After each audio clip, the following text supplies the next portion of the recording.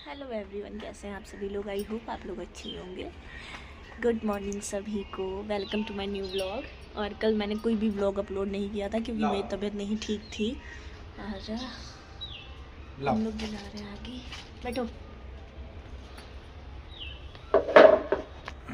बढ़िया, बड़े मुश्किल से जल पाई है क्योंकि पिछली साल का कोयला रखा हुआ था ना, और वो थोड़ा सा हल्का सा गीला था, लेकिन पति देव ने जला दिया आखिरकार, है ना।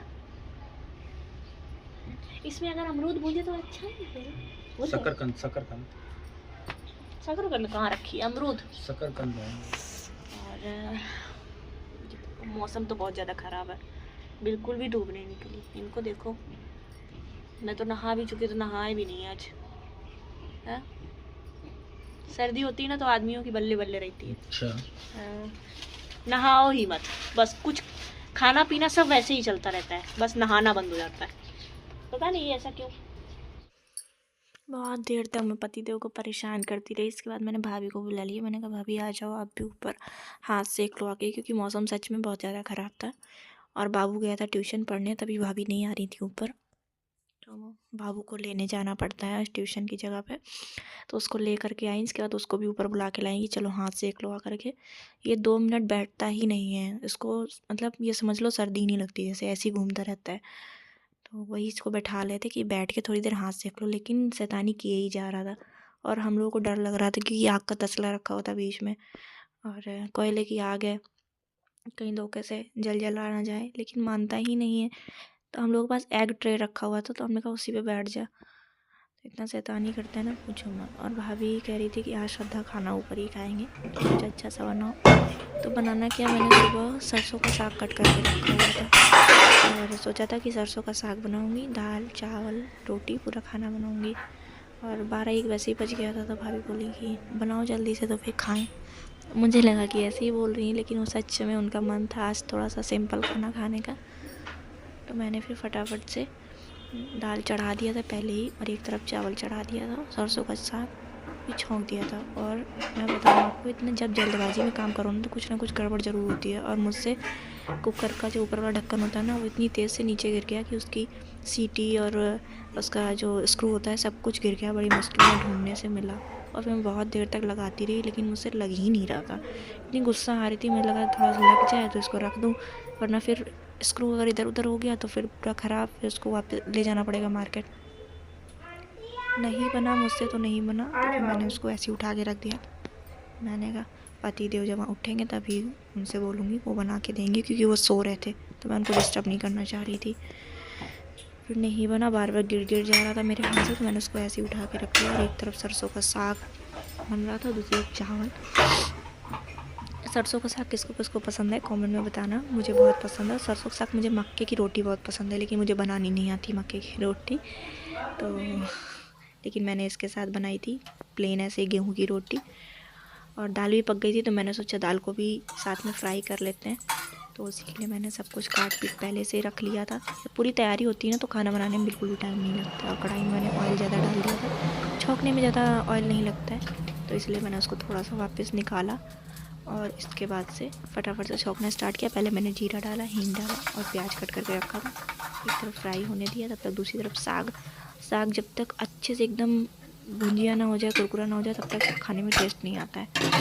तो एक मैंने दाल खोल के रखा, मैंने कहा देख लूँ पकी कि नहीं पकी। कभी कभी होता है ना कि जल्दबाजी में 1-2 सीटी लगाओ तो दाल पकती नहीं है, और आज सच में वही हुआ। मैंने जल्दी जल्दी में 3 सीटी लगाई, दाल फिर भी हल्का सा थोड़ी सी कम पकी हुई थी। तो मैं सोचा चलो छौंक लगाऊंगी ना, तो उसी में थोड़ा सा पका दूँगी।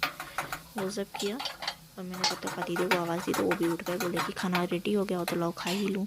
तो मैं कहा हाँ बस 10 मिनट रुको, खाना भी बन गया है और आटा गूँथा हुआ ही रखा था। तो ये था कि चलो फटाक से रोटी भी बना देंगे।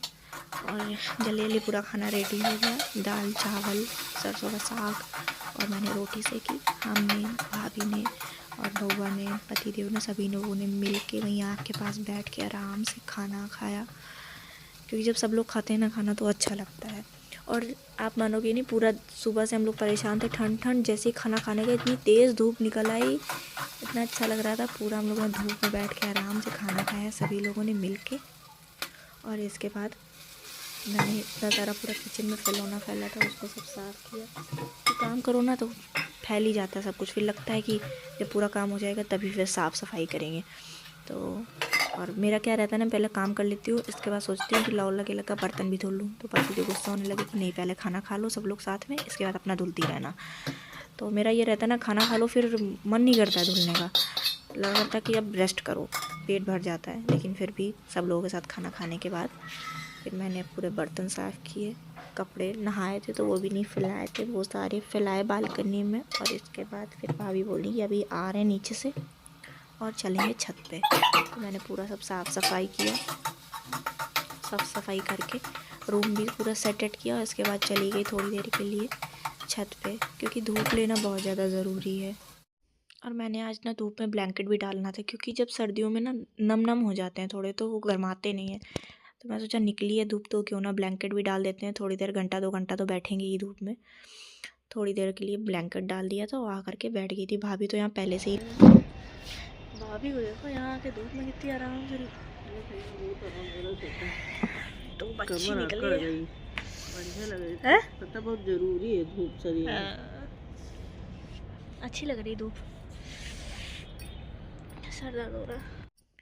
आज शाम की चाय भी पतिदेव ने बनाई थी, क्योंकि मेरा बिल्कुल मन नहीं था चाय बनाने का और बॉडी भी पेन कर रही थी, तो इसलिए पतिदेव ने गरम गरम बढ़िया चाय बनाई और हम दोनों लोगों ने मिल के पी। और आज शाम का खाना भी बनाना कैंसिल हो गया था, क्योंकि इनको भूख नहीं थी और मुझे भी ज़्यादा कुछ भूख नहीं थी। खाना ही हम लोगों ने 2-3 बजे खाया था, तो चावल रखे हुए थे तो वही मैगी मसाला डाल के अच्छे से खूब फ्राई किया और चाय और चावल के साथ हम लोगों ने खाया। तो कैसा लगा मिनी ब्लॉग कमेंट में बताइएगा।